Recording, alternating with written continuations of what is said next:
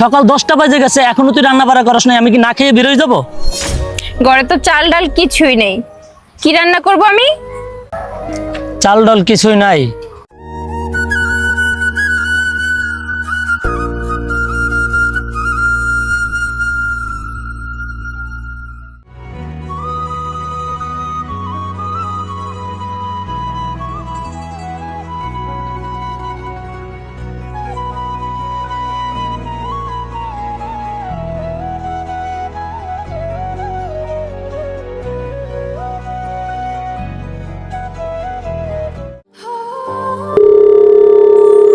Hello মা, তোমরা আমারে কোন জায়গায় বিয়ে দিলা?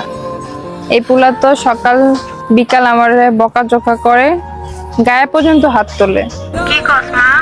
তোর বাপ্পাই তো দেখে শুনে বিয়া দিল, আর পোলাটা তো ভালোই আছিল। এখন কি করা যায় মা?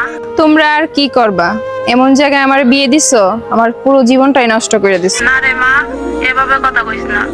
পোলাটা ভালোই আছিল, এখন কি আর করবি মা? সবই তো তোর কপালের দোষ। তোমরা দেখে শুনে আমারে বিয়ে দিছো, তোমাদের পছন্দে আমি বিয়ে করছি, তাহলে আমার কপাল খারাপ কেন হইব?